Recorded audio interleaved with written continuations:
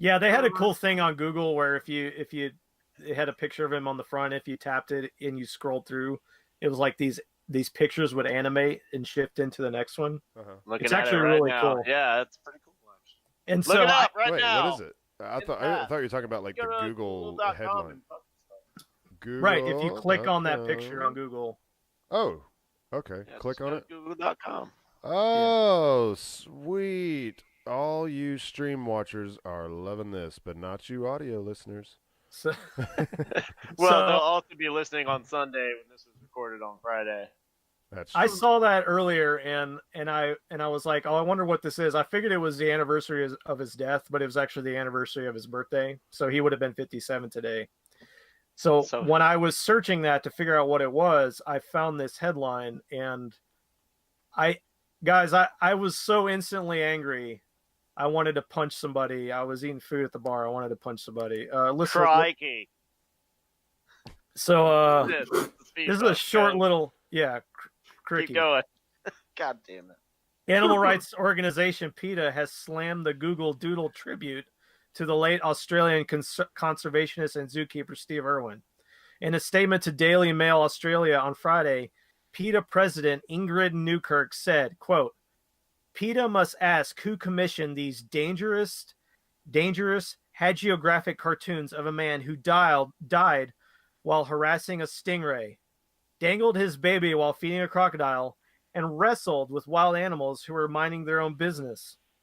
This fawning, ignorant tribute is a slap in the face to the vast majority of people who acknowledge that wild animals are entitled to be left alone in their natural habitats.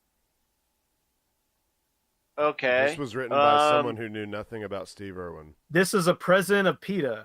Right. Well, the president of PETA is also sending animal shelter pets to their death, so, you know, they're completely without fault here. I can't You understand.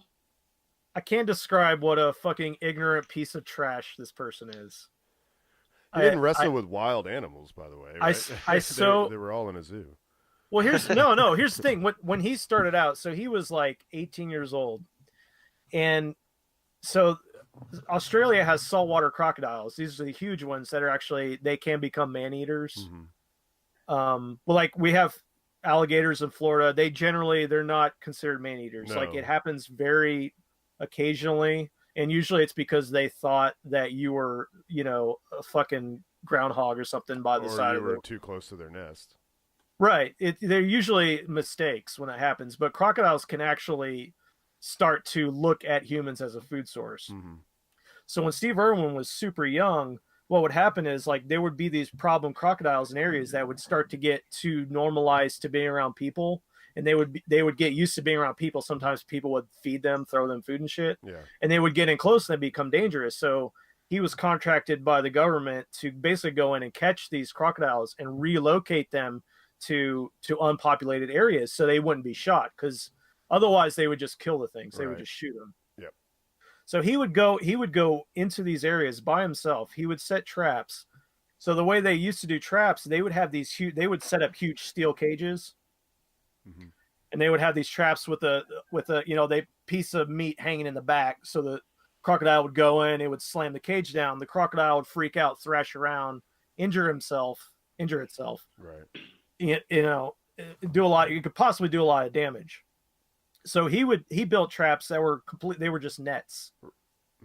They were all rope, and they would trap, you know, these fucking 15-foot crocodiles, 12, 15 foot crocodiles. They would get wrapped up in this net. He would go in as they were in the net, and he would snake a line in, risking his own life. He would snake a rope into its jaws and get it around its upper jaw.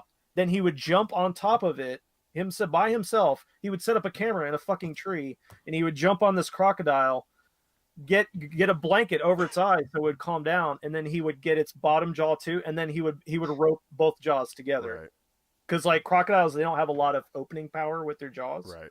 Like if you can get a rope around each one, you can close their mouth. Yeah. All the power is for closing, not opening. Right. And then once he had the rope around both, he was able to basically by himself, he would use a fucking winch and pull that fucking crocodile into his boat and then fucking drive it for hours out to a different place. Jesus. So this guy risked his life for these fucking animals that otherwise would have been shot. Right. And he would go around, he would catch snakes and do these same kind of things, and basically he risked himself just to educate people on these animals. You know, in Australia, how many of those animals are deadly venomous creatures? Spiders, snakes. There's Most more of of them there than anywhere in the world. Concentration of venomous species. So he risked himself, and obviously he ended up dying in a freak accident from that. So, Right. like I say, I've said it before on this show. That guy used to be my hero when I was a teenager growing up. Mm-hmm. I mean, like I was a kid, my dad had snakes, and I had a caiman once, turtles, and all kinds of shit. So this idea that this person would say this stupid fucking thing, it's obviously like these people don't actually care about animals. No, yeah, we have They a like habit the of idea of a cute critter, but they're really just using it as a political fucking bludgeon to force through their politics, and it fucking pisses me off. Really pisses me off. We've got a habit in this country of protesting things we know very little about. Yeah. Anybody else have any thoughts on that? I also think it's hilarious that PETA is not willing to do the research. They're more willing to figure out when it comes to Google, and they're like, "Oh, we got one thing we can Google. We can either is this guy a piece of shit or how to make fake blood to throw on the coats." Yeah, and I did my research. No prizes for which one they actually Googled, which Google wasn't really a thing when they were doing the fake blood on coats, but still. Regardless, they would rather cast the blame than ensure that somebody who had nothing to do with it was not unnecessarily slandered. It's more about attention, I think, than actually enacting any kind of change or even caring what that change would be or what. Well, they're changing it. Fuck these people. PR department's doing great getting people on the cause. Not that I would be interested in joining them, but I want to. There's got to be some mission statement that kind of sums up how they feel about, I mean, because they are different than the ASPCA. Completely, they're not the same thing. And a lot of people kind of confuse that with between them. So that's, and if I'm not mistaken, I mean, PETA, no one's supposed to have a pet. They're all supposed to be wild. And again, I don't know this. I'd like to look at a mission statement because some of this stuff, I got your mission statement right here. Yeah, I looked it up too. Here you go. Go ahead. People for the Ethical Treatment of Animals, PETA, is dedicated to establishing and protecting the rights of animals. Oh, sorry, it says all animals. PETA operates under the simple principle that animals are not ours to eat, wear, experiment on, or use for entertainment. All right. But as far as building nice homes and encroaching on their territory, there's really nothing they say about that, right? No, that is not included. I mean, ethical treatment. I always knew that was what PETA stood for. I think they're only referring to the way you actually treat an animal, like directly. You know what I mean? Like they're not interested in the indirect. It's more about, fluffy bunnies than actual environmental impact or anything along those lines. Welcome. But doesn't that seem ethical? What seem ethical? Maybe that's moral. I don't know. Well, yeah, I mean, ethical is more like just kind of a, not scientific, but, like a generalized term for morality, because morality is kind of objective. I mean, there's a reason why you can only hunt certain things on certain days, and there's a lot of it has to do with the culling, and so obviously they wouldn't believe in this. So in order for animals and people to live and cohabitate in a non-druid society, I'm just curious as to what their plan would be ultimately for that.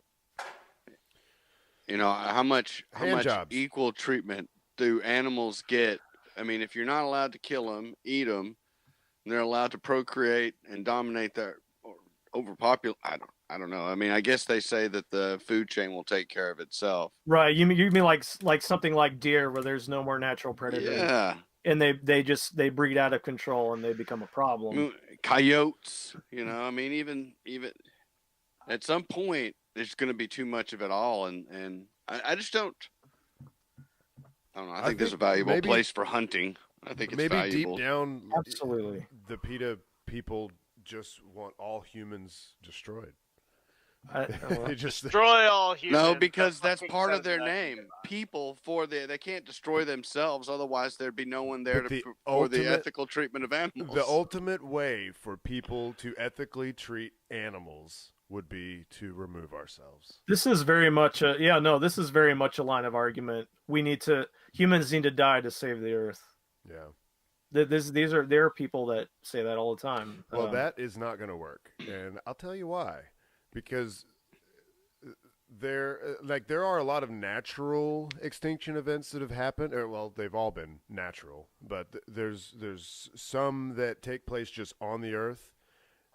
But there's a lot of them that have, well, I don't know. Maybe a lot isn't a good word, but some of them happen from space, and we're the only species that can stop those from happening. Mm-hmm. And we're the only ones that can kind of mitigate some of the others. I mean, if Yellowstone blows up, then everybody's fucked.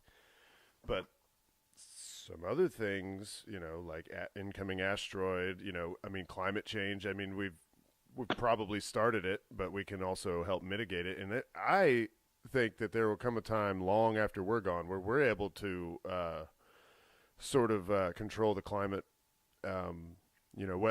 Because eventually there'd probably be a natural ice age, and we can help the Earth not go into an ice age. But just like one of the topics in discussion is global warming. And how do we mitigate that? Climate change. I think eventually we'll have total control over the climate, and that will be the best thing for the Earth and all of its inhabitants, including the fluffy bunnies. We can all vote on if we want like a rainy day or a sunny day. No, not weather. Wouldn't that be sweet? Wouldn't that be awesome? It'd be like on Star Trek. Like they have it. It's like that on Star Trek. They can control it to that degree. Like on the planet. Oh yeah, they can control. I just figured they just go to the holodeck and get whatever day they want. No, I don't mean on a ship. I just mean like actually, if on planet, they control the weather. Yeah. But I wanted to point out too, real quick. Like I think your average hunter knows more about nature and conservation than someone in PETA. Yeah, I agree with that. And I would like to hear from Jerry on this too, because he hunts a lot. Mm-hmm. But I can remember when I was hunting when I was a teenager, deer hunting mostly, some squirrel hunting.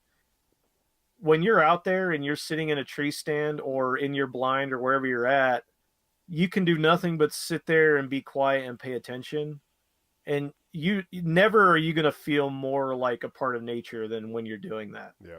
Like it's a very different kind of thing than like, even if you're like, say on a hike or whatever, but if you're hunting and you were like thinking like, I have this mission I have to do, and I have to be really patient and really pay attention and not fuck up. That's absolutely true. Very like different. Hiking, you are constantly moving and making noises while you're doing it. But yeah, when you're hunting, if you're sitting in a tree stand or something, you give it 30, 45 minutes, you will become just a part of the scene. And as long as, you got all your camouflage on, you're being real still and quiet, the forest will act like you're not even there. Mm-hmm. And actually, it's really cool. It's even cooler than the shit you see hiking or like driving through Cades Cove. Like you see animals in their natural habitat pretending you're not even there because they don't know you're there. It's actually a pretty cool thing. I used to love when I sit in a tree stand watching the squirrels jump from like up in the canopy, up in like these oak hammocks. The fucking the ground was mostly clear. Like you could see pretty clear. It was almost like being like those pictures you see like of rainforest or something where like all the leaves and shit, it's all up above you. And you see these squirrels like jumping from limb to limb, and it's pretty impressive what they can do. But I saw one, he was probably 100 feet off the ground and he missed his limb and fell all the way to the ground. And he just kind of like, got up and like, kind of looked around. It was very human-esque the way he acted, and then he was worried that another squirrel had like seen him, saw him, and then he just kind of limped away. He was like, "Fuck, that hurt!" Like he did not pounce away. He just kind of limped away.